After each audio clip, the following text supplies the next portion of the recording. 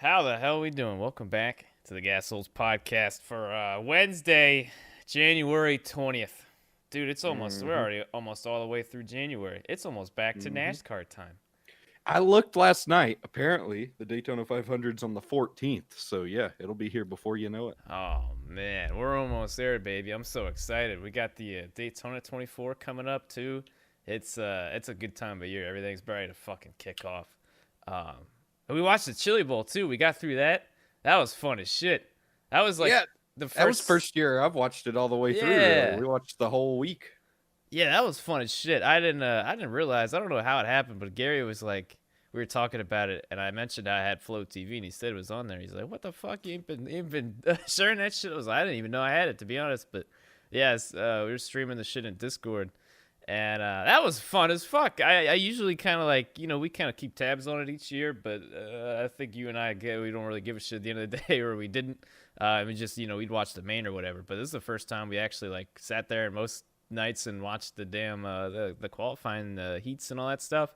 That was a fucking great time. That's the Yeah, we almost. I tried to get us a guest because of the Chili Bowl, but I never heard back. damn. We're 0 for Um, 2 now. That sucks.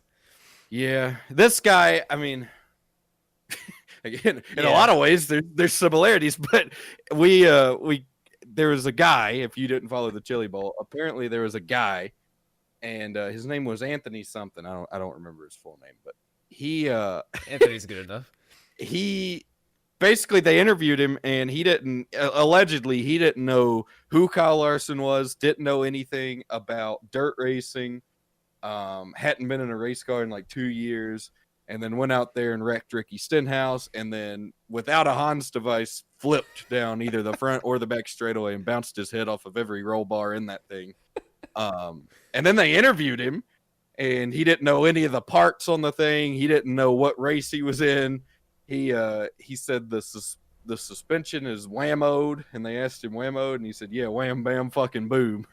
So this guy was automatically like a legend in my book. So I was able to find him on social media.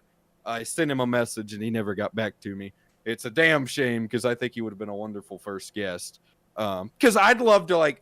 There were a lot of rumors going around, like maybe the guy's not a complete like idiot, like everybody was making him out to be, and we could give him the opportunity to explain himself. Yeah. But he never got back to me. But I mean, who knows? With the ride he took, he may not know where he is still because his head, like I said, it bounced off of a lot of things in that race car. So. I couldn't believe that because we watched that replay and his head does like a full like circle around the cockpit as he's like flipping.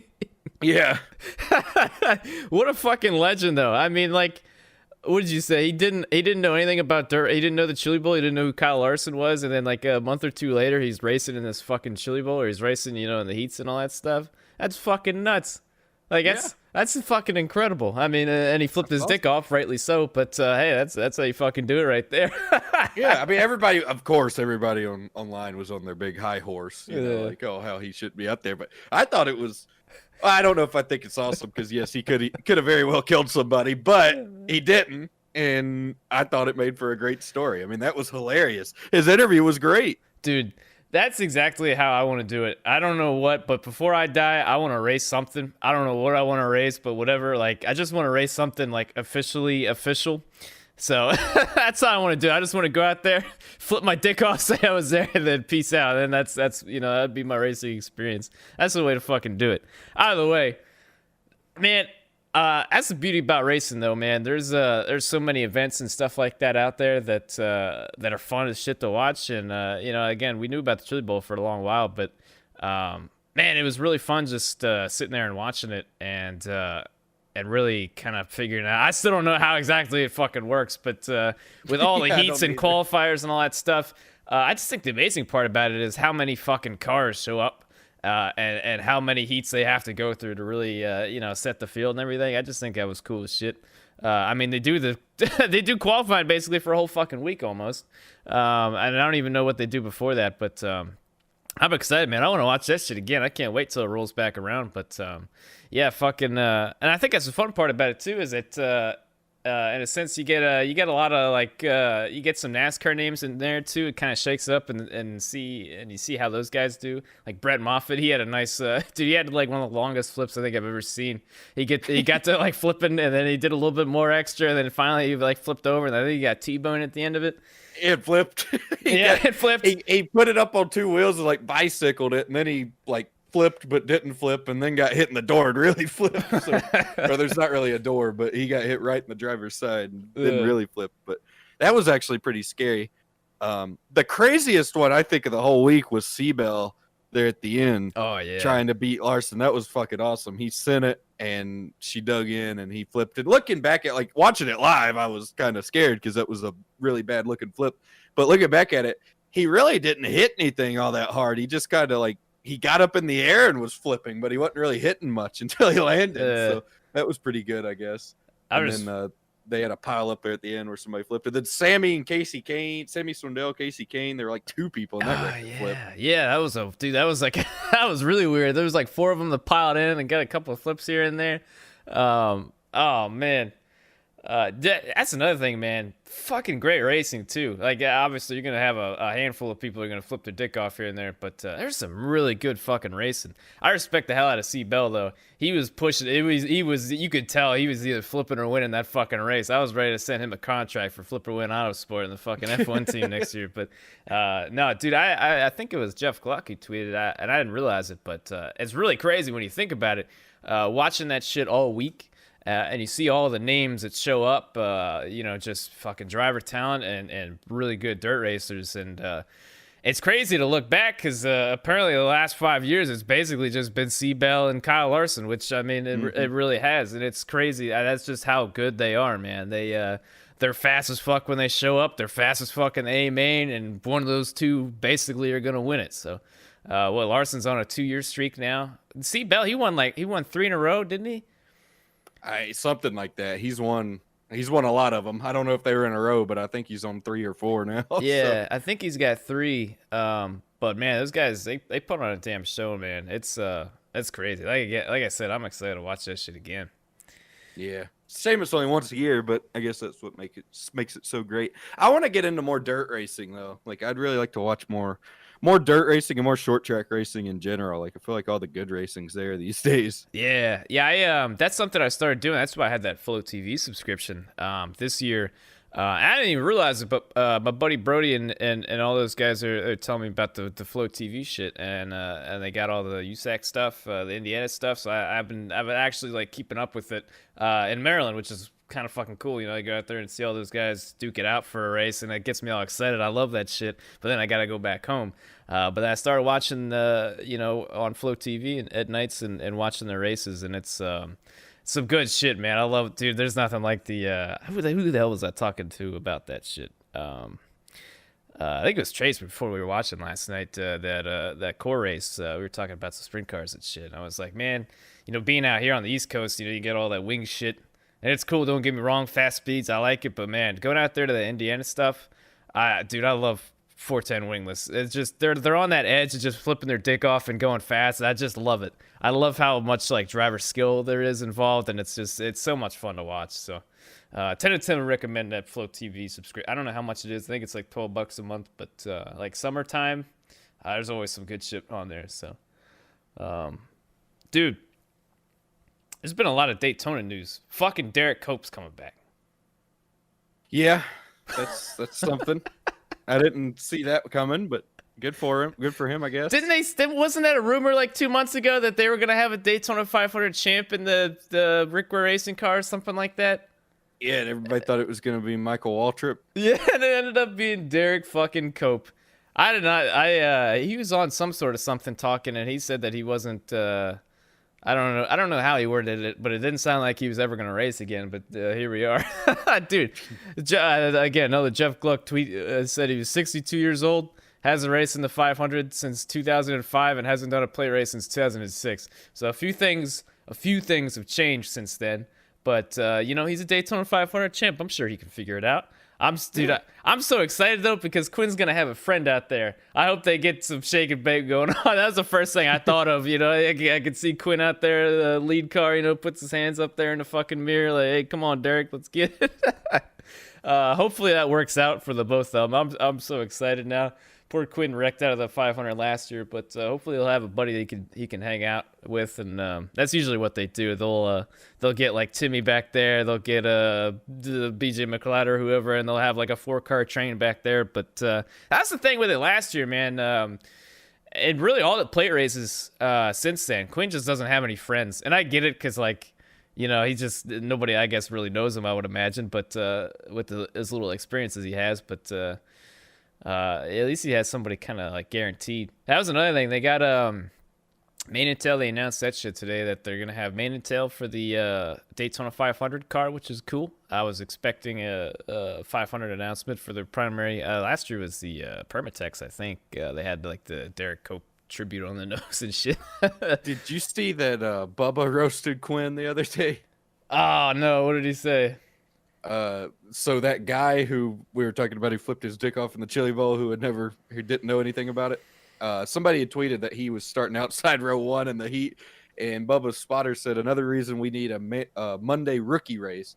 Didn't belong out there with these guys and ruin the chili bowl for some of them, including a contender like Stenhouse. And Bubba quoted it and said, "Oh, come on. At least he didn't pit from the 3rd lane wide open at Texas." Oh, man. That's going to be tough to ever live that one down. Poor fucking Quinn. Yeah. Like, I don't... What's funny is one of the top replies, I didn't even notice that, is it says Quinn Hoff liked. So I guess Quinn saw it, like the tweet. Oh, wow. But, yeah, I don't know. I don't know what Quinn's going to have to do to earn some respect from those guys. I guess he could start with not wrecking people. But, yeah. Well, see, that's the problem though. You can't win people over when you're a backmarker.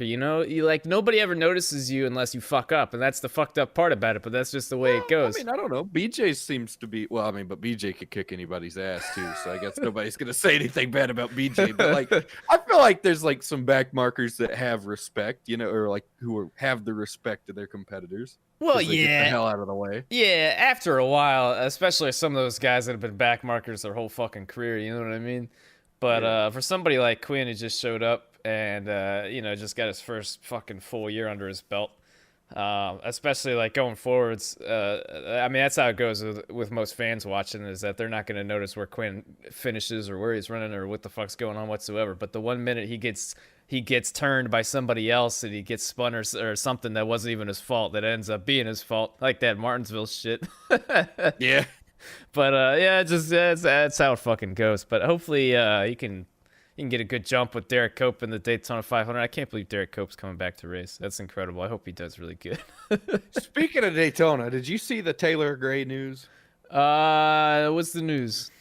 He got fined today for that Snapchat video of him driving by himself at Daytona. How much? $1,000. $1,000. And he's on probation for the rest of the year. And there's a lot of people saying that that's not enough. What? For a 15-year-old in ARCA. ARCA pays like $27 to win these days, and he's 15. And they're saying $1,000 is not enough. And the argument is, well, his family's rich. I don't think that should go into fining somebody. I think you should fine the person who did the crime. And a 15-year-old, $1,000 is a lot to a 15-year-old. Will his family pay the fine? Probably so. Like, most likely, yes, they'll pay the fine. But you can't just, like, NASCAR can't assume that. And it's ARCA, for God's sake. Like, I would hope they wouldn't fine anybody over $1,000 for almost anything in ARCA. You know what I mean? Unless they just wanted to make sure they couldn't come back like they did Carl Long. Yeah. Remember when they fined Carl Long all that money he didn't have, so he couldn't come back for years? Yeah, poor fucking. Oh man. Can I tell a quick side story real quick? Because you mentioned Carl Long. Yeah, go ahead. My buddy Brody texted me today, and he was like, I totally forgot about this. He texted me just out of the blue today. He said, there's times where I'm having a bad day and I think about how he saw Carl Long die inside.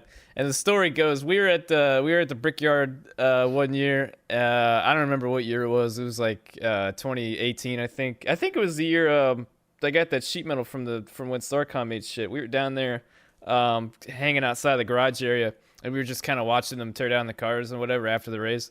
And here comes Carl along, right? And he's got like this little cart full of those canisters of whatever the fuck they got in there of air, or whatever the fuck.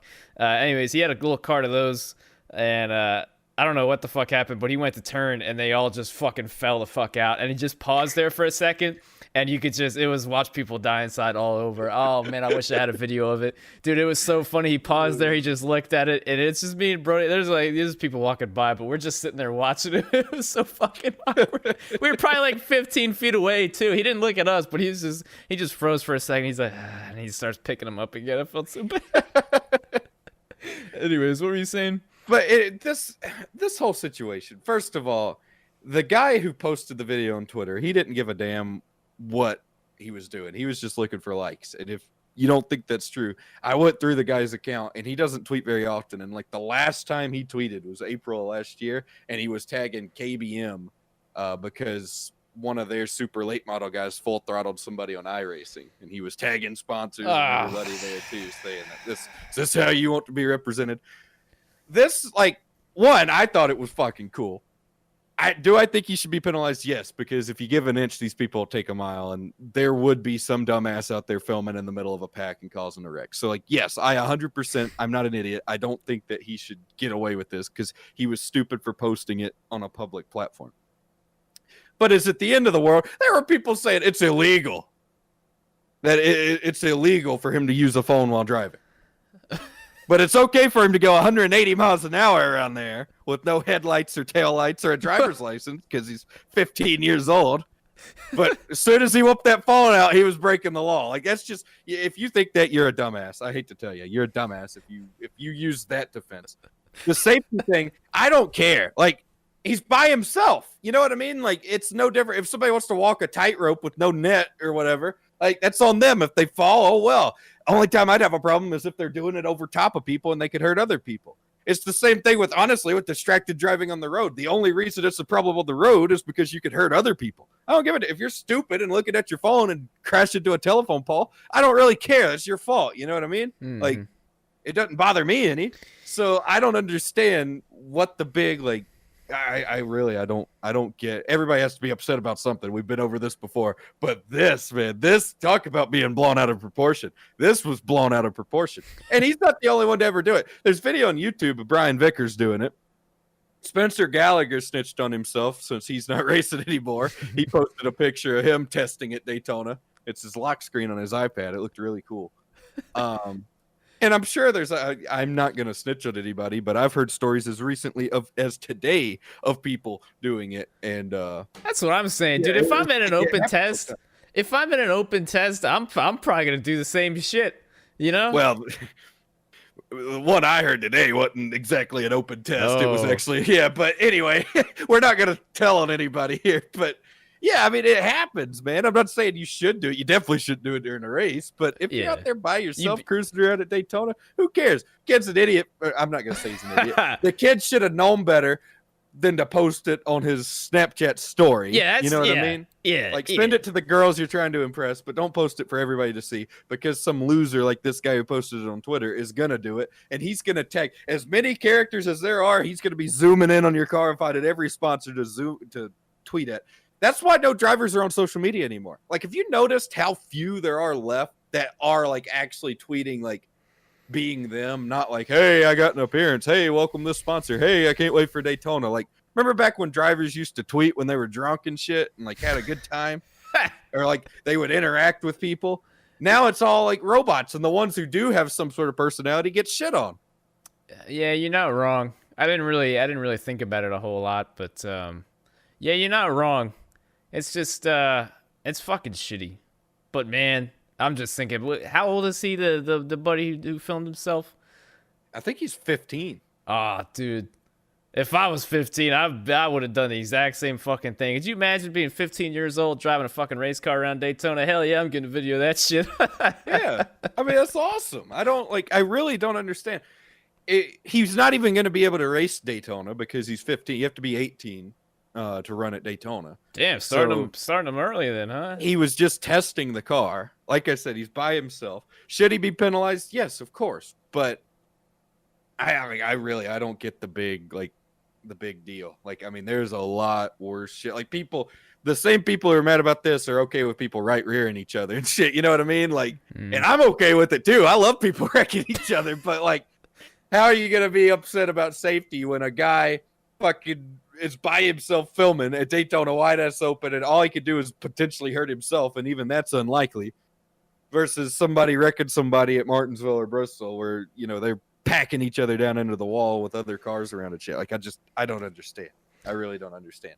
You need a life if you're upset about this, because there's much more. You obviously haven't looked around in the world. There's a lot bigger shit going on right now to be upset about. It's how it goes. If there's not something to be upset about, we got to find something. But I guess. well, at least he's got a cool memory, I guess. I don't know. The best part of the video is when he spins the camera around on himself for a split second, like to show that it's real. I guess he spins it around, and you see his helmet bouncing around in there, and then he spins back. And he's a badass, man. He went through the corner doing it. He didn't just do it for the straightaway. Yeah. I mean, he went through 3 and 4 doing it. So I mean, props to him. I think he's a badass. If we could get him on here, I'd love to get him on here and talk to him about it. I've offered to contribute to the fine. I want him to start a fund, but he made his Twitter private, so I think we've lost another one to these losers. But shucks. Yeah, I mean, I would gladly contribute $100 or something just to knock a little bit off of him for it, because that is the coolest racing video I've seen in a while. Oh man, you know, can I take a second before I forget? Potatoes are coming back. Taco Bell. That's a great transition, but the Fiesta ones or whatever. No, just I mean, yes, but like potatoes in general, they're coming back, baby. They're fucking coming back. I'm so excited. Like potatoes everywhere. Well, they didn't leave everywhere. They left Taco Bell. Oh, well, I mean, you didn't say Taco Bell. I was thinking the Fiesta potato shit. Like, you just said no potatoes. Like, I didn't know if there was a potato shortage or they weren't mainstream anymore, but people have started carrying potatoes around with them or something. I didn't know. I like to be trendy, you know. If I needed to go buy a potato tonight, I'd go buy one so I could keep it in my pocket or something. Potatoes are fucking awesome, but yeah. So potatoes are coming back at Taco Bell. If you guys didn't know, March 11th, be there. That's really all I got to say about that. I'm just really excited about it. I'm probably gonna order like 5 little fucking things of Fiesta potatoes. I'll just make that my meal one day. But I don't know if you heard the news, but What's the news? It's finally happened. Marco Andretti's stepping out full time. Oh yeah, I did see that. What a career!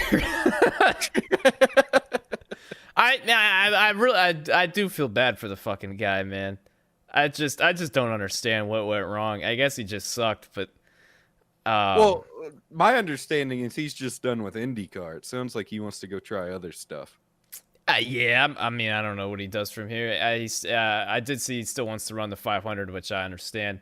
That's fair enough. I think he deserves a shot at it. He did qualify pole last year, but like most people said, once he lost it, you know, we weren't going to see him again. We didn't see him again. I don't even think he led the first lap. I don't even think he led a lap in the 500 last year, which is probably the most Marco Andretti thing I've ever heard. But, oh, man, let's see if I can find that. Laps led, 2020 Indy 500. Of course I had to fucking find a... Oh, man. Well, I'm not scrolling through to find that shit, but... Fucking Marco, man. He almost, of course, he almost won, I guess, what his rookie year and lost to fucking Sam Hornish. And then that was just kind of that. I think, let's see how many wins Marco Andretti has. I think it's 2. I remember one of them. I remember it being big news. Obviously, I wasn't watching, but I remember it being big news. 2 wins. 20 podiums, though. It's more than 2. So, yeah. But no, I feel bad for the guy. I just, fuck, man. It's just been one thing after another. That one year he showed, I think it was 2019. It was the anniversary of Mario's 500 win, and he had the special livery and everything, and he literally rode last most of the entire race. I would assume something was wrong with the car. To this day, I still don't know what the fuck had happened. But we were roasting him the entire race. Like the whole field would come by, and then it's Marco Andretti coming by.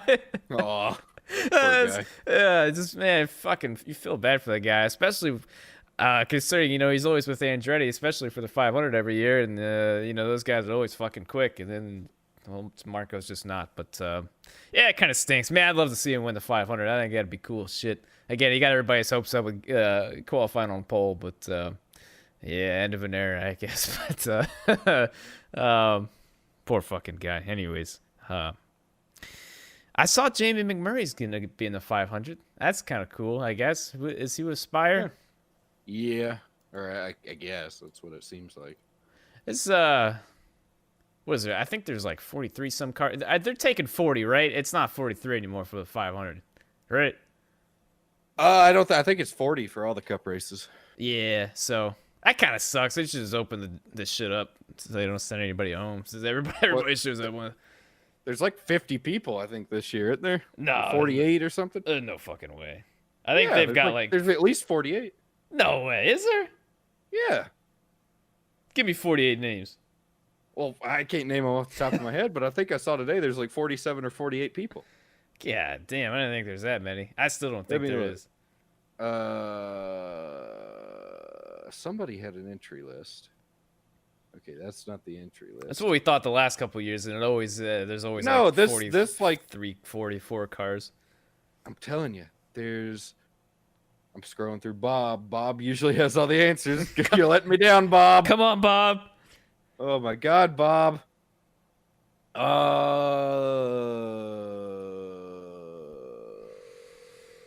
I'm trying to think because there was okay. So right here, Bob's saying nothing confirmed until Haulers Park. That is true. But he has 43 to 46, and that was before the Derek Cope news.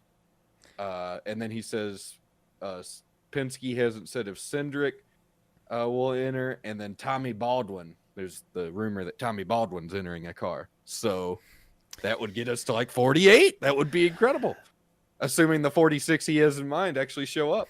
Yeah, well, Derek Cope was already like that car was already like signed up, wasn't it? I don't know. I don't know. I would assume it probably was. It's not on this. It's not on the open cars with drivers confirmed list. So that's why I don't think it would. 44 NY Racing. I don't know what that is, but they say they're entering. Yeah, I heard about that shit because they're entered as a 7, right? I don't know. Hell if I know. Yeah, I don't know what the fuck that's about either. It's I don't pay enough attention to all the goofballs that show up. Ty Dillon and the 96 Toyota.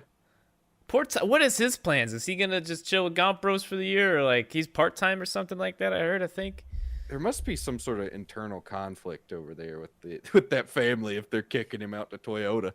Yeah, it just man, he had a great role with the 13. He wasn't too terribly bad. It wasn't too terribly good, but he was a solid mid pack car team. And then they shut down. But I kind of feel bad for the guy, man. Yeah, I mean he had some good moments. Remember he almost fucking won Dover that one time. yeah, and then he wrecked. Yeah, and then he took the whole field with him. But man, he led like 40 laps or some shit.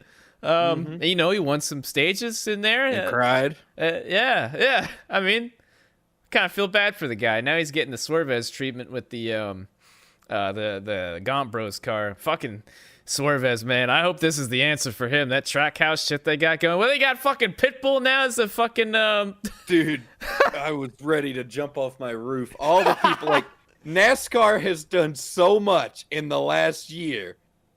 And Pitbull, of all people, probably buys a minority stake in the team just to generate a little hype. And everybody, NASCAR's back! Pitbull saving NASCAR. Are you fucking kidding me? Are you fucking kidding me? Michael Jordan. Yeah, but okay, that's cool. Michael Jordan, that's cool. Dirt Bristol, that's cool. Barstool, that's cool. I guess Barstool's gone now, but all that stuff, that's cool. Pitbull, that's what saves NASCAR. That's what saves NASCAR. I can't believe people. I mean, I've lost all hope. I really have. I mean, I have lost all hope. Oh, man. What did I read? It was like something like he's been a fan ever since some NASCAR movie. I don't remember which one it was. Days of Thunder, he said. Ah, really? Yeah, that's a good one. I mean, so he I've was like, actually never seen it all the way through. I couldn't make it all the way through. "Ah, damn! It's been a long time since I've seen it, but it is a movie indeed." But yeah, I hope that fucking track house thing works out. I'm so excited, man, because we got a nice influx of new teams. And I just I'm excited to see because that's been the kind of how it's gone the last like handful of years is that you don't see a lot of like big startup teams. Like we were talking about that before. Like we had Stuart Haas, which was like big, and then after that, we hadn't really got a whole lot. But now we got the whole the Michael Jordan, Denny Hamlin team shit going on, and then we got a couple like side projects. But with the the Trackhouse shit coming in there with Suarez, and then Starcom's trying to get their shit going. I'm just excited for more new teams to come in, just so we see how they stack up against fucking Starcom. But it's just more teams to hopefully beat up on if we've already got a heads up on them. But I'm so fucking excited for Daytona, and it's just a couple of weeks away. But it's about all I got. So, Did you see? This is completely not related, but have you seen all the potential people that Trump could be pardoning? I guess tonight or tomorrow before he leaves office. I heard something about the Tiger King guy. I don't know how Dude, pardons work, but oh god, I hope to God he don't pardon him. He's a piece of shit. He's an animal abusing piece of shit. I'd like to. Well, I ain't gonna say it, but never mind. But Lil Wayne's probably making the list from the looks of it. Kodak Black has been rumored. Apparently, just now, the co-founder of Death Row Records, Snoop Dogg, reached out to President Trump and got him pardoned. Which I think he was locked up on violent crimes, which is I think he kidnapped somebody or something. Which those Death Row guys, they were a different breed back in the day. Between him and what was the other one, Suge Knight or whatever, who I think he ran somebody over on the set of Straight Outta Compton. Now he's in prison for the rest of his life. oh man, I think he threatened to throw Vanilla Ice off a balcony and got him to sign some rights from Ice Ice Baby over to them too. He was a real badass. But yeah, apparently there's a long list of people that are going to get pardoned, so it'll be interesting to see. Edward Snowden could potentially get one. oh yeah, that would be one that kind of like makes sense, I guess. That poor guy. I was listening to his fucking podcast, and he's out in the middle of wherever the fuck, Russia or some shit. Yeah. But how does that work? They just ask Donald like, hey, can you pardon this guy? And he just does it? Like, So I'm a dumbass, so I don't know fully. I think there are like different. Welcome to the club. I'm the one asking you. There. I know for sure if you're guilty of a federal crime of some sort, then he can pardon you, and then you're just good. Like I guess you're just like you're good. You get let out. Now I guess it's off your record as well. But then I think there are other like ways to go about, because like Lil Wayne, for example, he has pled guilty, but he hasn't been sentenced yet. So like I don't know like how that works, because What did Lil Wayne do? so about 10 years ago, a little more than that actually, over 10 years ago, he got busted with a gun in New York, got sentenced to some time at Rikers Island. He got out, and then this past year, or it might have been 2019, his private jet landed somewhere. They searched it. They found in his bag, they found like a gold gun of some sort. Oh, cool. And they said it was his, and then they also found drugs and shit on the plane. But big thing is felon in possession of a weapon and all this stuff, and they're trying to give him like 10 years apparently. So Donnie could really help Lil Wayne out here, which that endorsement might pay off. If you remember, Lil Wayne and Donald Trump were together right before the election, and Lil Wayne endorsed him, which was imagine, man, like go back to 2010 or something, or 2009 or 11 or 12, or even hell 2014, and imagine a picture of President Donald Trump and Lil Wayne standing together. It just, the way the world has become, it's just amazing to me. Yeah, I know, right? It's fucking nuts. But yeah, so I guess I don't understand. I still just don't understand this. Like what? Like why didn't Donald just pardon everybody beforehand? Is just like fuck it, he's leaving office, so he's just I guess since now, like, he probably has more time to look into all this. You know what I mean? Like, I guess it's just I know I saw something where Bill Clinton did something similar. Like on his way out, he pardoned like over 100 people. I don't remember the exact number, but I guess it's just a thing they do when they don't have other shit to worry about now. Because now it's Biden's problem, I guess, in Trump's eyes. So yeah. he'll just hand it over. But yeah, I honestly don't fully know how it works. I just know it can get you out of some deep shit. Yeah. So I'm sure there's some nerd in the comments telling us already how wrong we both are. But good. I don't know shit, man. And it will get you out of deep shit. I know that. It's like a get out of jail free card. yeah, well, that's kind of what I was expecting. Well, yeah, all right. I was wondering about that because I've seen all that shit on Twitter, and that was just kind of how I get my news is what's being memed up about. So I, I just kind of get the gist of everything. But do we got mailbag this week? Oh, we got a meaty mailbag this week. Oh Jesus!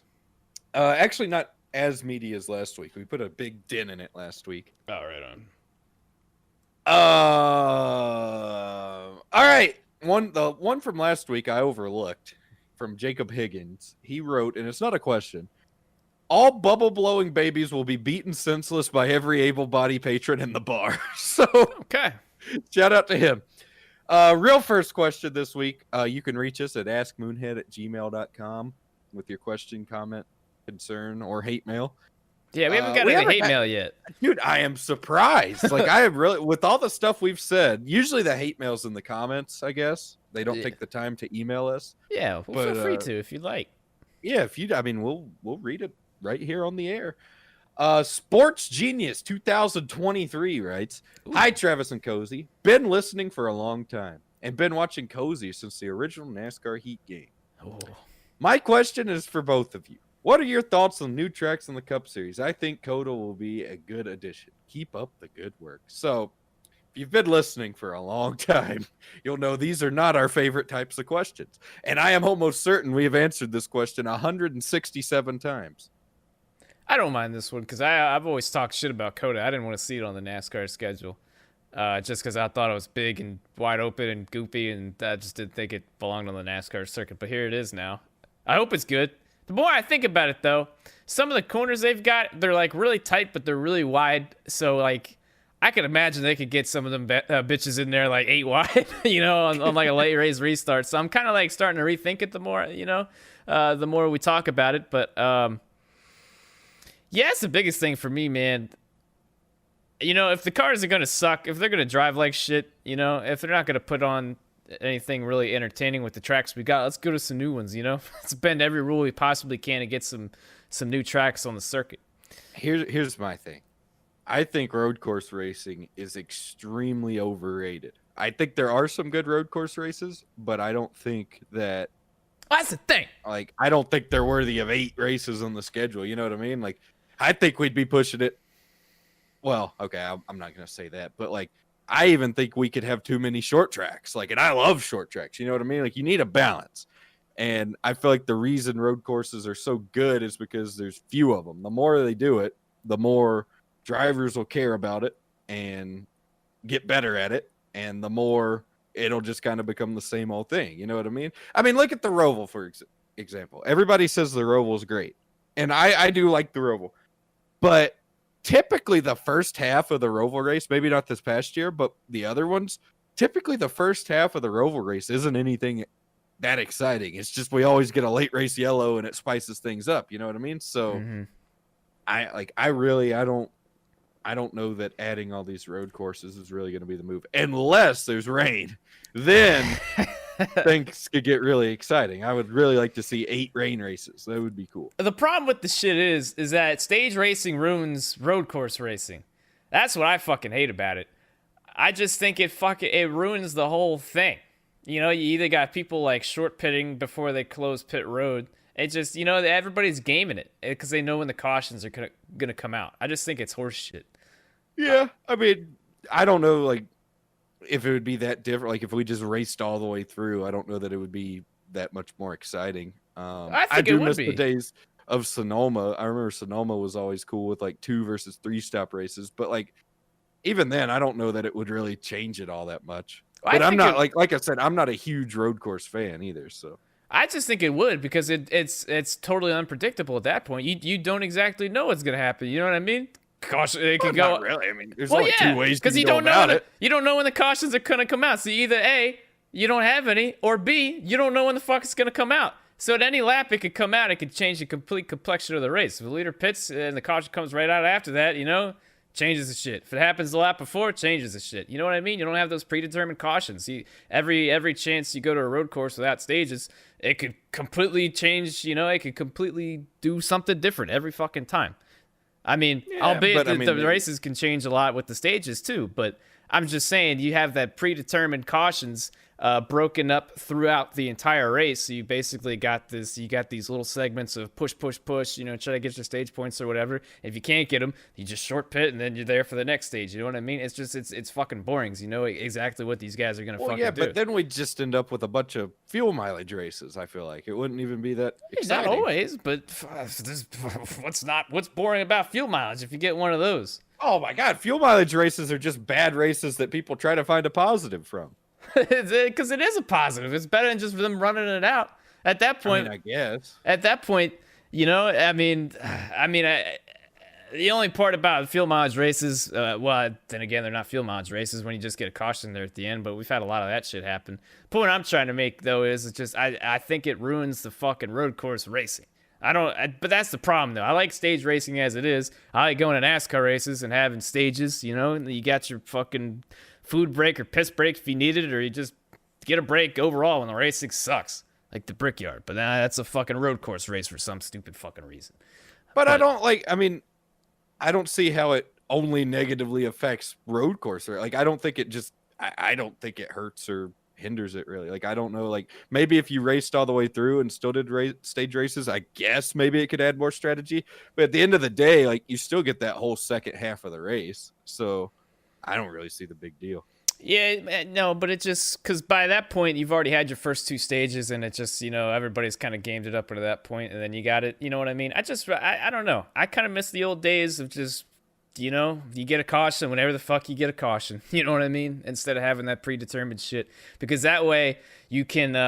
At that point, you're already gaming the race before it happens, and I don't really like that. I'd rather everybody else just go out there and race the race, and then however it shakes up during the race is however it shakes up. I just don't like it being that kind of like predetermined bit, because there's nothing more fucking frustrating watching that fucking race when everybody is like, all right, if you don't get any stage points, then you see everybody piling down pit road before everybody knows the caution is going to come out. I just don't like it. I think it's fucking stupid. See, I love it because then you got people who aren't good starting up at the front, and then those good guys have to try to navigate back through. I guess, but you don't have people spanking the field like you used to. Well, this is the problem with stage racing, is because it's fucking. You got positives and you got your pros and you got your cons about all of it. That's why, like, stage racing is great when you go to a boring fucking track, but if you go to an exciting track, then it's just, I don't know. It's not a fucking perfect balance of everything. That's why it fucking sucks. But I mean, I get it. Like, honestly, I think it hurts like Martinsville more than it hurts a road course, though, because look at like a road course. Imagine if Chase Elliott could go out there with no guaranteed cautions. He would spank the field because they don't wreck like they used to on road courses because there's so many of them.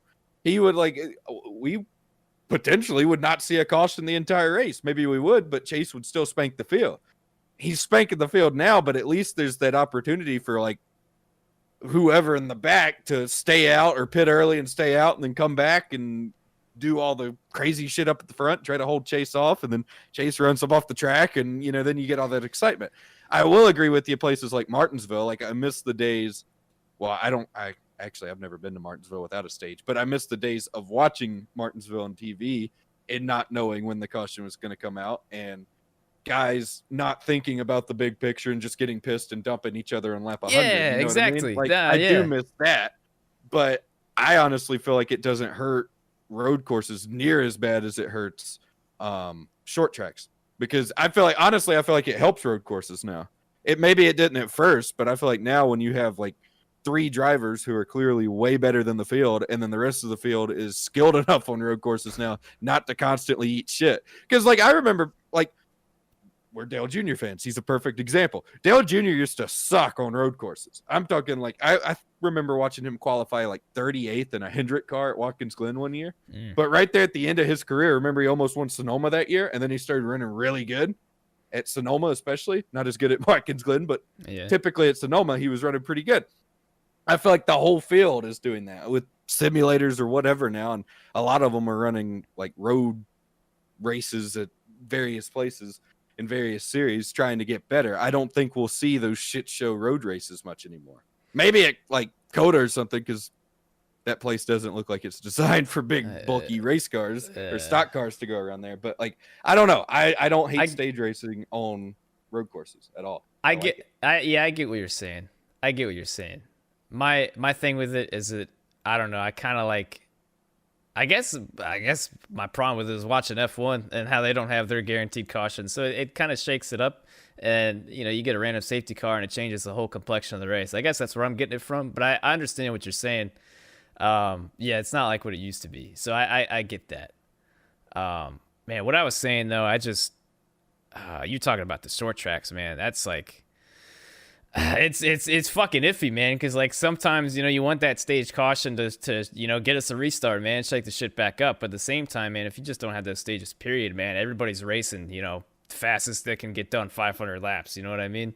And it's like you just don't know when. I think I miss that unpredictability because like at some points I feel like if you're in a certain spot for some of the drivers, they know a stage is coming up, so it's like you don't really get the whole bang for your buck, I guess. You either got your guys kind of like pussyfooting it, waiting for the stage, or it's just I don't know. I don't want to fucking keep on talking about this shit, but well, no, I know what you mean. Like honestly, I could think of like one time, and I know there've been other times, but one time before stages where I saw green flag pit stops at Martinsville, and now it seems like every year they come close, and it just seems like they get their strategy together. They go out there, they know when the cautions are, and then in that second half of the race or whatever, they're just like, by that point, they're set on their strategy and trying to get to their last pit stop, and then maybe they start doing stuff. You know what I mean? And that you don't have that sense of like the unknown or like, I mean, if you're running 500 laps at Martinsville and don't know if there's going to be a caution, you're going to be a lot quicker to dump that guy in front of you if you're worn out and just irritated, you know what I mean? Than if you're like, okay, I can put up with this shit for another 50 laps and get a caution and not tear my car up and have him coming after me. So I do get that, but I like them on road courses. Fair points all around. Let us know what you think. All right. Oh my God. This this last name, I'm not going to be able to say it. I don't know. Ethan Bialguez. I don't have a clue. So maybe send us an email. Let us know how to say it. Sup, Travis and Cozy, big time supporter. Oh, we man. like those. Not just a medium time, big time. I appreciate that. Since I'm a junior in high school and just started caring about dating, what's the funniest or embarrassing story you have with girls from school or whenever? And what advice do you have when it comes to dating? Thanks so much for reading and keep up the good content. Cozy, would you like to enlighten me, young man? Oh, man. Dude, I haven't gone on a date in like 3 years. Been sitting at home playing fucking NASCAR Heat. What the fuck do you think? Yeah, I ain't got time for that shit, especially with the COVID shit going on. Damn, I was pissed, man. I was getting back in the game, and the COVID shit fucking came around. Blew a couple plans around, and well, here we are. But take her fishing or something. Oh, it's long past that. Oh, okay. Well, advice, I don't know, like it's very cliche, but just be yourself. Don't fake it, because like at the end of the day, if you're looking for like a long-term relationship, you're gonna have to put up with this woman's shit for a long time. So like just let her know what you're getting into, or let her know what she's getting into, and I feel like in turn she'll show you if she's crazy or not. So like that's the best advice I can give you. Funniest or embarrassing stories? Oh man, I have quite a few. well, I don't know if quite a few is the right thing. I told that one about me just like freezing with that one chick at the basketball game that time. Um, I don't know. You have any embarrassing ones? Uh, not not really, to be honest. And I guess that's a good thing, but no, I mean not really, to be honest. I've never really had a problem talking to the ladies. See, I was the opposite, man. In my like middle school and even early high school years, I was like, I was a completely different person, man. I don't know what like changed me. Like honestly, I think like just being online and like starting to like stream and shit. Like even when nobody watched me, like in my junior and senior year in high school, like I was completely different. Hey, keep on There talking. was I gotta set this video to upload. Keep on going. okay. There was this one time, my I think it was my sophomore year. It was actually the same chick with the basketball game incident. There were like a big group of us. There was this haunted trail or something. It's not really like you're not supposed to go out there, I don't think, but people do. And there's like this abandoned church way back in the woods and a graveyard. And apparently, like there's this the story is if you go out there, you cross 6 bridges, and when you come out, you cross 7. I don't know. We never ended up going, but we were getting a group together to go, and we were talking to these chicks, and the chick I had a like very big crush on, uh, she said she was going, and I said what I was thinking, and like very excitingly said like excitedly, I don't know what the word is, but basically I exclaimed, "You're going!" Like it just showed how happy I was about that, and I'll never forget like the look on her face and the way she laughed at me. It was one of those where you start getting like the neck sweats and stuff. Ooh. And my buddy just kind of drugged me away, and that was really embarrassing. Um, I ended up pretty much getting like I wouldn't even call it friend zoned. I don't know. Like I kind of got like I don't know. Like I don't even know what kind of I was down bad. Like basically. Trying to think what else. I honestly that's like the major one. I haven't had too many. Like honestly, the more I think about it, I haven't had too many embarrassing or funny stories. Oh man, I had this this one chick. She tried to get. I think she wanted me to go to homecoming with her. It was my freshman year, and I'm one to talk because I'm a very ugly person, but she was not the best looking woman. Oh man. I'm a big old boy, and we were in different weight classes, and I would have been going up. I don't know, like what would the term be in UFC when you go up a weight class? Is there one above heavyweight? Like whatever. Yeah, there was Superweight. Yeah, there was something. There was gonna be some standards that were gonna have to be met. But anyway, she got her friend to give me a note with her phone number on it, and like wanted me to call her. And luckily, somebody told me before I called because I was gonna be like I was nice enough and social enough then that like I would have called me like, hey, what do you need?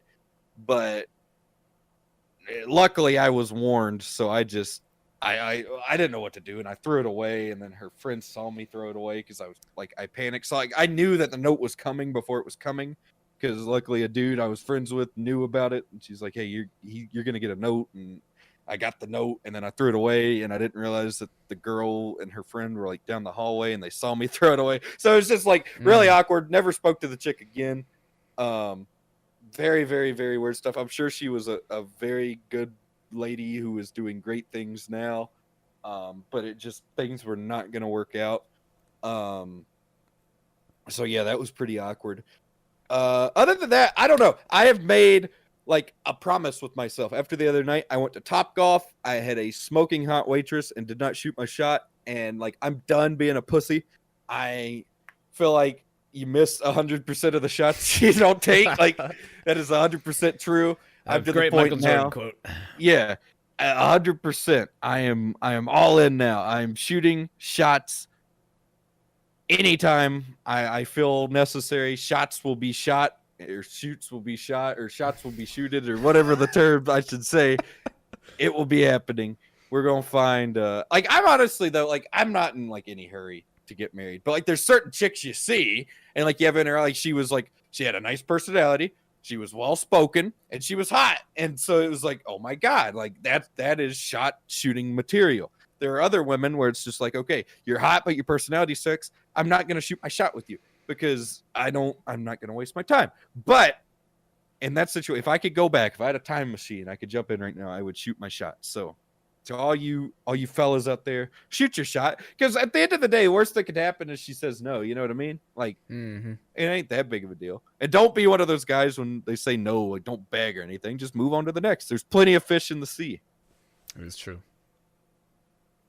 Sorry, that took a weird turn, but I want to be held accountable. I will be shooting shots now. Attaboy. All right. All right, moving on. I need a sip of my water after that. I got worked up. Great. Reese Bailey writes, hello, Reese, or Beast Gaming 224 on YouTube here. I love both of your channels and this podcast. I play F1 2020 on a controller, and it can be difficult at times. But the question is, what is your favorite F1 team or driver? My favorite team has to be Alpha Tauri, but my favorite driver is Daniel Ricciardo. I'm too new of a fan to know. I liked the pink cars last year. That rich kid, he was leading the first race I watched. So I was like, I'm going to pick him just as a joke. Maybe I will, maybe I won't. Oh, Lance. I love the way the Red Bull cars look. Max Verstappen has a cool name. He's dude. Did you see an article about him that Barstool did? Max Verstappen, not only did he steal Kvyat's ride in F1, but he stole his wife too. Oh my god. Okay, maybe he's my favorite driver now. Yeah, dude, he's a fucking hoss, man. Who's he racing for now? Is he still with Red Bull, or is he going somewhere else? He's with Red Bull. He'll be there for a while. All right, well, yeah, maybe I'm a Max Verstappen fan. I don't know, but yeah, that's that's pretty cool. Yeah, he's fucking what about you? Do you have a favorite? Yeah, so like when I first got in to F1, my team, really F1 2017, I raced for Sauber, and that's where the whole Marcus Ericsson thing came from. He was my teammate, and I was a Sauber fan, and it was cool. And then they rebranded. They got the whole Alfa Romeo shit going on. So I think Alfa Romeo is still like my favorite team if I had to pick one. Kimi's still with them, so that's great. Yeah, I just oh man. I was rooting for Charles because he came in and he raced with Sauber that one year, and then he went straight to Ferrari, and then he kind of became like a hypebeast kind of driver everybody was rooting for. So I just kind of like phased out of that. So I don't know if I really have a favorite driver, but honestly I don't even really hardly cheer for Alfa Romeo because they just suck so much. But if I had to pick a favorite team, it'd be them. Yeah, the pink cars, they're not going to be pink next year. Actually, we don't really know what they're going to look like, but they got the whole Aston Martin shit going on now, so they might look kind of watermelon-y, but I don't know. We'll see. But that's another fun part about the off season, man. We'll start to get some of the F1 liveries for the year. I think somebody announced their like little test scheme, which is kind of cool. Everybody gets like a little test scheme, and then and they'll get their actual liveries for the main season. So. There's my answer. All right. I lost my spot. Damn it.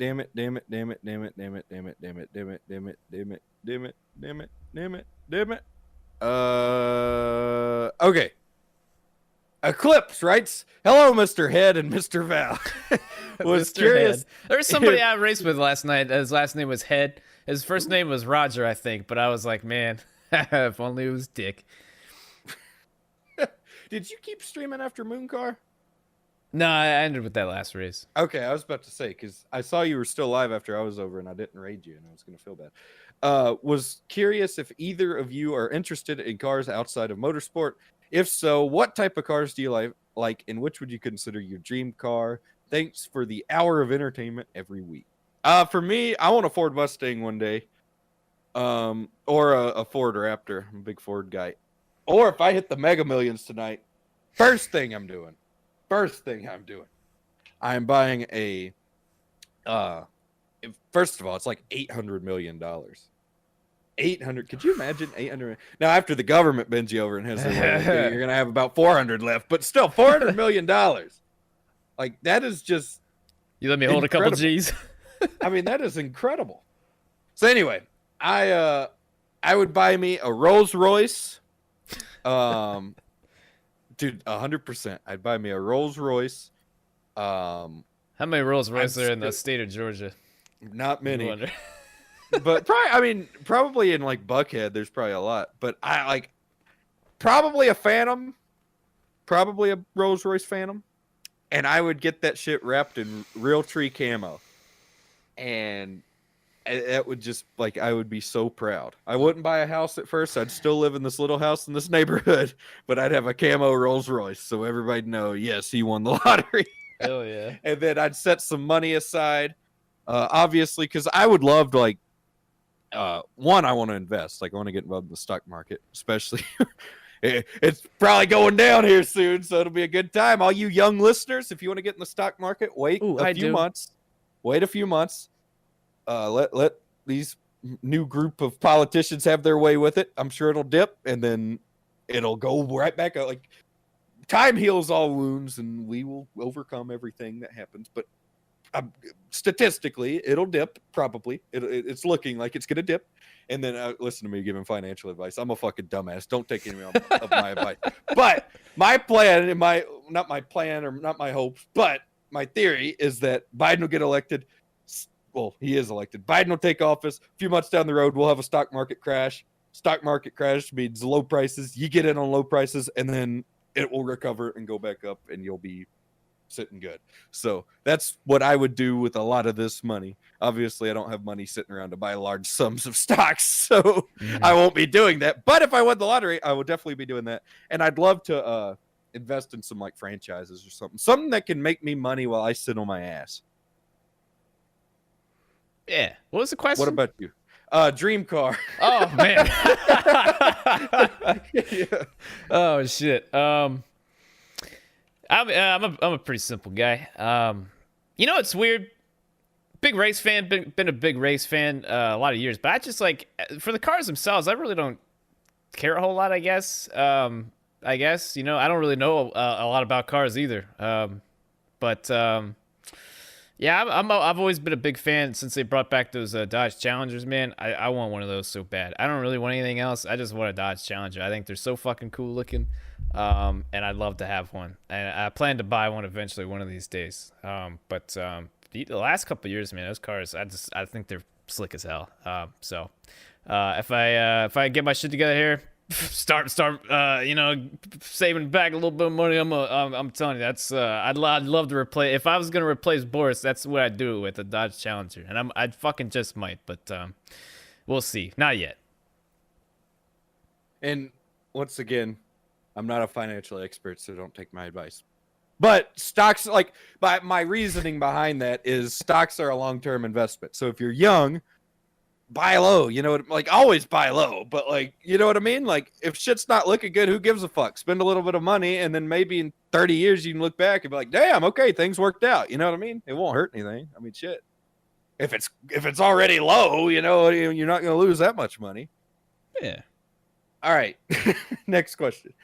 Dustin Halbert. He writes, love listening to the podcast on the way to work. My question is for both of you.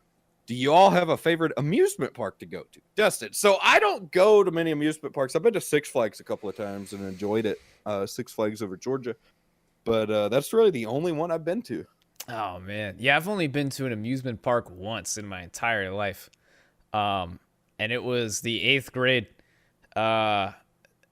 It's funny, too, because I'd actually been there multiple times, but for the other half of it, because the park it's the Hershey Park in Pennsylvania. So the other times I went for Chocolate World. Yeah, so, like, Chocolate World's fucking cool. I haven't been there. I didn't go to Chocolate World when I was there last time. I just rode the roller coasters, but Yeah, the chocolate world's cool as shit, man. You go in there, and they have singing cows and shit, and they give you like you can go through the factory and stuff, and it smells like chocolate. You can see them making it, and they give you like a little candy bar at the end. It's fucking cool as shit. Yeah, the only time I went to the amusement park part of it was the 8th grade. That was like our graduation whoopty fucking do day, I guess. I don't know. And Is that what they called it? yeah, yeah. Whoopty fucking do day. Yeah, it's it's graduation whoopty fucking do day. Get on the bus. All right. Yeah, so we they took us on up there, and yeah, I'd never rode a roller coaster before, and that was the only day I ever did, and it had a great time. I was a little scared because I didn't want to do any of the ones that went upside down. So I was like, I'd never been to the amusement side of things, so I was hanging out with the buddies, and I was like, yeah, just don't take me on any of the ones that go upside down. That was the first thing they did, and it was all right, to be honest. I had a great time. See, if you look backwards, it's fine. I put my head down the first time and drove my head down into my damn lungs, and that wasn't fun. But I really grew to like the loop-de-loops, yeah, and all the other fancy stuff. One of my favorites at Six Flags Over Georgia, and I guess it's still there. It's called the Great American Scream Machine. Oh, it's this giant ass wooden fucking roller coaster that's been there since easily before I was born, and at one point was underwater, and it's wooden. So that yeah. But you go up and you go down, and there's boards clacking, and it sounds like it's gonna fall apart, but man, it's so much fun. It is so much fun. They had one like that in the fucking Hershey one. It was like all wooden and shit, and it looked like it could fucking like a breeze would come by. I'm disappointed I never did Goliath. It apparently hauls ass and goes really high. I did the Mind Bender. Oh, did it bend your mind?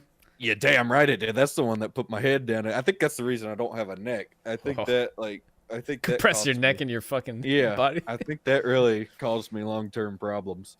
Then they have the what's it called? It's like the Dahlonega something. It's play up there on Dahlonega, Georgia, where they do gold mining and stuff, and it's like this old mine train.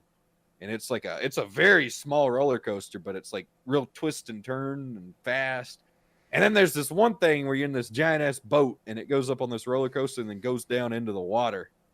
And you get all wet. And it's really gross if you think about it, because everybody's ass juice just kind of marinates in there. It's real nasty, but it's a hell of a lot of fun. So yeah, I need to go back to Six Flags. It sounds like fun. Yeah, thinking about it now, I haven't thought about that in a long time. I really want to go to an amusement park now. I've only been to one in my life, and that was actually really fucking fun. I was just a little bit scared of roller coasters, just because like everybody's seen at least one video of somebody eating shit off of one of those, you know what I mean? So it's like, especially for the first time for me, I just never done it before. I was like, man, I don't want to go on any of those ones that go upside down and get yeeted out of there and get split in half by a fucking pole on the way down. But the only death I know of at Six Flags was this guy who, and Ron White has a very, very funny but bad bit about this, but his hat blew off on the roller coaster, and he ran and jumped over some fences that said don't jump over these fences, and went to find his hat, and at some point stuck his head up through the tracks while the roller coaster car thing was coming. Mm-hmm. And needless to say, he is no longer with us. Yeah, he wow. Allegedly decapitated him. And Ron White's bit is he went chasing this hat that turns out he didn't really need after all, which is really terrible. But that's pretty funny. That reminded me when we were riding there. One of those rides, I don't remember which one it was, but I talked about it a couple weeks ago. My buddy who could sit on the floor in a certain position and fart on command. He was riding with me. It was like I think it was like a row of 3, and we had 3 of us. And he was sitting there in the middle. And one of the rides we took off, and some lady in front of us, a fucking quarter flew out of her pocket or some shit and clocked my buddy in the middle, like right in the fucking face. I saw a shiny object. I remember this shit like coming hurtling our way. And it was like one of those slow motion kind of things. You could see it just like, ooh, and just smacked him right in the fucking face. I remember it knocked him pretty good, but hey, he shook it off. We kept on riding rides, damn it. I'll never forget. There's this one, I don't remember what it's called, but it's at Six Flags, and it goes up, and it literally goes straight down. Like it goes so straight down that they have to like make it come in, like to, I guess, to keep you in the seat. And I remember being like, I'm not like, I was trying to convince myself that like there was no like no reason to do that, and that like I was not a wuss for not doing it. And right as I was thinking that, like 3 little girls went by me to get on the thing. I can't do it. Like I couldn't do it. And props to those guys, but like that, like it just physics. Like I'm not a physics major, but like literally, like I do not like. I couldn't do it. Like I could not. Like nobody in their right mind should do that. But apparently, like everybody, like I was just a pussy that day because little girls and everybody were out there doing it. Families, all this stuff. I forget what it's called. I wish I could find a picture of it. But it's literally straight down, and it like curves back in and then goes back out and then straight back up. It's ridiculous. Yeah, I'm pretty sure Hershey Park has one of those. I swear to God, I think I rode it. Oh my God. I'd still to this day, like I'd ride a lot more roller coasters than I would have back then, but there is no way in hell I would get on that thing. Yeah, dude, it's been a long fucking time. But the more I think, I remember looking at it, and I did ride it. I don't remember how it went. I mean, I guess I had a good time, but I remember not wanting to fucking ride it. But we did anyways. Yeah, it's fucking, dude, I don't know who the fucking guy was that thought was like, hey, you know, instead of just going straight down, we could make this shit curve in a little bit. Well, I think that they have to. Like, I think you'd fucking fly out of the son of a bitch if it didn't. Like, I think they need the G-forces to work with you there. I mean, like, no, I'm looking at it now on Street View. I can't see what the name is. We're pushing the edge of science here just for a little bit of amusement for like 45 seconds. That's what I'm saying, man. Like, at the end of the day, like, is it really fucking worth it? Like, if you're having to calculate G-forces, like, how can we make sure people don't fly the fuck out of this thing? If that's a question that enters your mind, you're probably pushing the limit already. I found this thing, and I can't find the name of it. I'm on Street View. They got Street View all the way through this thing. And, fuck, what's it? I don't know. I'll just take a little screenshot of it right here. Oh, I found the one. Yeah, I found the one from Hershey Park. It's called Fahrenheit, I think. This one, it's not even that high, really. Like looking at it here, but still, man, it's in general of the Discord. I mean, this thing, you couldn't pay me to do this. I mean, it's ridiculous. That's about here. I'll send you the picture of those. And it's got a couple, see it, but you can Google it. Couple of loop-de-doos back in the woods over there too. After you get done, if you manage to stay in the thing after this, they'll go try to sling you out over yonder into the woods. Oh, dude, that's so fucking crazy, man. I had totally forgotten about all this shit, but oh man, dude, I want to ride this shit now. I'm okay.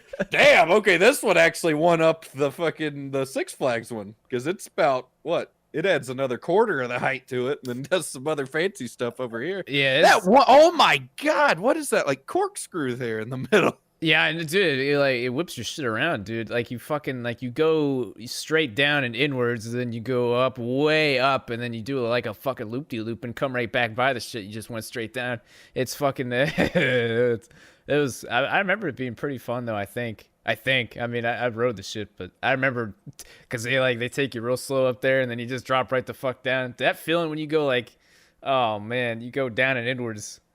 I want to experience it again. Oh man. Yeah, people who design roller coasters, man, they just, I don't know, they're a different breed. They're not like, I wouldn't call them like people who design golf courses are assholes because they just design it to make you struggle. But yeah. Roller coasters, they're a whole nother breed. They're like, how close can we get to throwing this person out of this thing without doing it? Speaking of which, you know the little spinny thing? Like it's like a flying saucer almost. You get into it and it just spins, and it's supposed to not have gravity. It's spinning so fast.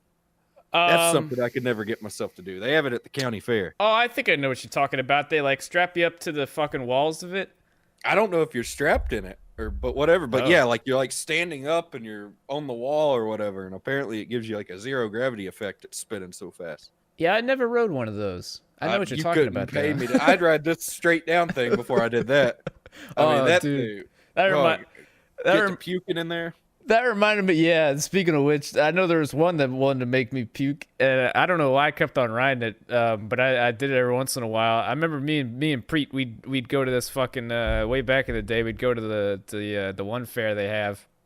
And I think it was called Rock and Roll or some shit, and it's basically they strap you in this little cage, and it's like a two-seater, so he'd be on one side and I'd be on the other, and then they just take this big belt and put it across your waist, and it spins in a circle, and they flip you upside down really fast, and you just keep on going back. It just basically just rocks you back and forth, and like every like couple times it goes back, it'll just roll you all the way around, and just your whole body weight goes in this fucking belt that looks like it's about to snap. It was fucking, dude, it was a ride. I'll tell you that. It wasn't. I want to say. It made a lot of people fucking sick. There was like a pile of puke outside the fucking. Oh god, I can't even think. Ugh. Ugh. Anyway, so yeah, long story short, I'm not too big of a pussy when it comes to that stuff, but there are some things I'll say no and get passed up by little girls and basically everybody else in the park. But anyway, Eminem Cup Series writes, "Hey guys, have you ever had an experience when you felt most alive?" Wow. Where you felt like you could do anything? No. No, Not really. no. Not really. No, I haven't. The closest thing I have, I think, to what he's trying to ask here is, well, I don't know. What was the question again? You ever had an experience where you felt most alive, where you felt like you could do anything? If the first thing that popped into my head was the 100th running of the Indy 500. That I felt really alive watching that shit and being there for that event, but I didn't feel like I could do anything. I remember that day though. It was really pretty. There's a fucking shitload of people. I just remember sitting there thinking, man, I'll probably remember this for the rest of my life. It was a really cool day. I felt alive, I guess. I don't know. That's cool. All right. Misscraft writes, "Howdy. I'd like to say I'm a man who takes care of my lawn pretty well during the spring and summer seasons. No, I'm not talking about balls, but about front and backyard lawns. That being said, what kind of lawnmowers do you have? If you have one, of course. And do you prefer push or pull? Y'all have a good day/night or whenever the hell you record this." All right. Thank you, Tyler. Push or pull? I guess, like, I don't have a push mower. I don't know if you mean push start or pull start, but I have a key on mine. We have an X mark, 0 turn. Oh. It's top of the line. Yeah, I think I'll haul ass. I can pop wheelies in it. Pretty cool. Nice. What about you? I have a John Deere something or other. Riding lawnmower gets the job done. How often do you sharpen the blades? So like I just get it maintenance once a year, which I just now realized I don't think I did that so far this winter. That's usually when I do. Oh, fuck. Yeah, spring will be here before you know it. Yeah, that's the problem, though. Is like the one John Deere store, they always got a shitload of people that do this shit. The same thing as me. They procrastinate and it just all piles up and it takes them forever to do it. How do you haul it? Do you have a trailer or do you put that thing in the bed? Well, no. So they come and pick it up and then they just, they take it back to their little, it costs an arm and a leg every time, but I only do it once a year. So they'll change the oil, put new blades on it, whatever else it needs done. And then it's, that's pretty much that. It does, it'll work for the rest of the year. And, yeah. So it's it's pretty nifty. I wish it didn't cost so damn much, but it gets the job done. My lawn's fucking stupid. It's all fucking. It's like on a bank and shit. So it's but hopefully I'm not invading here. But did you ever get the mole situation fixed? Oh yeah, those fucking groundhogs and shit. Oh yeah, groundhogs, not moles. I thought they were moles. No, not that I've tried though. Yeah, so I had Terminex come out just to kind of seal the place and put down some stuff. Probably some of the best money I've ever spent, if I'm being honest, because I haven't seen a spider in like 2 months, and it's like pretty fucking incredible. I mean, it's like this is what the future is like, man. I could spend money for somebody to come out here, sprinkle some magic shit around the perimeter of the house, and I just don't see spiders anymore. It's incredible. It's great. It's phenomenal. I can't believe it. But yeah, they wanted an extra arm and a leg. See, I only spent a leg. They wanted two of my arms to go with the fucking taking those groundhogs out. I don't understand, but like you'd have just been a nub with a nice yard at that point. So yeah. I just don't get it. They don't do that anywhere else around the fucking neighborhood. But one of these days, I guess the house is gonna fall a couple of feet down into this hole from all the fucking trails and shit. They said that they haven't gone under the house. They could, I guess, but they haven't done that yet. If they ever do that, that'll be the problem, and I'll have to take care of it. But as of right now, I don't feel like fixing it. So yeah. It's fucking little fat bastards, man. It's funny. They'll come up to like the fucking door. They'll come up a lot of places. They like to fucking chew the front door. They'll chew any of the door, like the what the fuck the door frame. They'll fucking chew that shit. Any door on the fucking house. They'll come up and they'll start chomping on it. Like for what? You fucking little assholes. And they'll come up there. They'll come up there on the deck and they'll have a stare off with a cat. it's pretty funny. They're fucking little assholes though, man. All right, last question comes from JD Legate. Sup, fellas? Have you guys ever completed a full 100% length race on any NASCAR video game? If iRacing counts, then yes, I have, because I've run several 500 milers. What about you, Cozy? Shit, I wasn't paying attention. What was the question? You ever completed a full 100% length race on a NASCAR video game? Not off the top of my head. I mean, if iRacing counts, you have. I know that. Well, yeah, if iRacing counts, yeah, okay. Yeah, I don't have the patience to do that. I don't think I ever did have the patience to do that on any of the other, just console games. It just gets old after a while, for fuck's sake. 2, what's the dumbest thing you have ever tried while on iRacing? God, dude, you're putting me on the spot. I know there's been something. Cozy, what's the dumbest thing I've ever tried on iRacing? You were probably racing with me when I did it, whatever it was. Oh, man. Dumbest thing you've ever tried? Yeah. Like tried to pull off like a move or something? I guess so. Yeah, I guess so.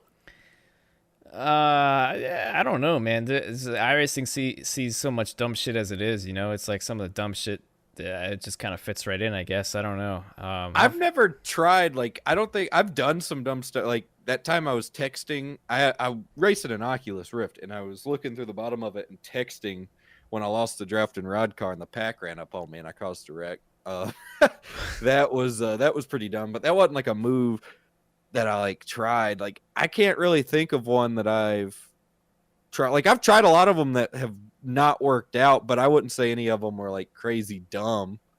Last night in core, I tried to go down to the bottom and get a last little run, come into the line to win a stage, and turn myself off what if snows. That was dumb, but it wasn't crazy dumb. I mean, that stuff happens all the time. So I don't know. I can't really think of one. Yeah, it's a tough one for me to answer. To my knowledge, I haven't done anything too terribly stupid. I mean, obviously, I've done a lot of dumb shit in a lot of different scenarios, but not really one that sticks above the rest, I guess. Trying to think, because some events mean a little bit more than others. If you do something really fucking stupid on a broadcasted thing or a big race or something. I haven't really done that yet, but I got some coming up, so hold my beer. Yeah, dude. I don't think I'm gonna make the podium 500, but if I did, you imagine me out there fucking bobbing and weaving. I'm gonna fucking send it out there if I make it, dude. That'll be something. 3 for Dale. Do you guys think that having 4 commentators in the booth on NBC is too many? And if so, who do you think should get the boot? For me, it's Jeff Burton. No idea why, honestly. Just flat out forget sometimes that he is a commentator. Personally, I'd like to see Rick Allen get the boot. And then have them bring in an Alan Bestwick or somebody else to be the lead, even Lee Diffie, somebody like that to be the lead, and then have Letarte and Dale in there, and then have Jeff kind of like what Larry Mack is to Fox now, where he's kind of the booth but kind of not, because I do think that Jeff Burton, I don't think he sucks at his job, but I do think that he just doesn't fit in the whole race with Letarte and Dale. I think Letarte's just a genius, and then Dale's just funny to listen to. Yeah, I don't mind. I don't give a shit how many people are in the booth. If it's entertaining to listen to, I'm all for it. But Rick Allen isn't really entertaining to listen to. As a matter of fact, he used to be fun just because he was a meme, kind of like Marty Reed. But now he stopped all the meme stuff, the problems and stuff, and now he's just try hard Rick Allen, and it's just not fun to listen to. So now he just says dumb shit, and it's like, what am I listening to? But Yeah, it's um, awful. yeah, I enjoy listening to Steve Letarte because he knows what the fuck he's talking to or talking about. Yeah, he knows who he's talking to. I would imagine as well. Dale Jr. I enjoy listening to because he's Dale and he's excited. And he I don't know, he shows a genuine excitement when he's watching or calling a race. Jeff Burton, he just kind of has a stroke every once in a while, which I enjoy listening to, and it brings us back to Rick. So yeah, at the end of the day, I don't really give a shit, but you know. It is what it is. Rick Allen's a fucking goofball, though. That's all I really got to say. And then lastly, favorite ice cream flavor. Mine is chocolate. Oh man, I don't really eat a whole lot of ice cream. You eat a lot of ice cream? No, ice cream not guy? a lot. I love those M&M cookie sandwiches where it. Oddly enough, it's not chocolate. They have the chocolate ones, but I don't like them as much. But you get 2 M&M cookies and then vanilla ice cream in the middle. I like those. Oh, But if I'm just eating straight ice cream, I like chocolate. yeah. I'm kind of extra, so I don't know. I'll get like a.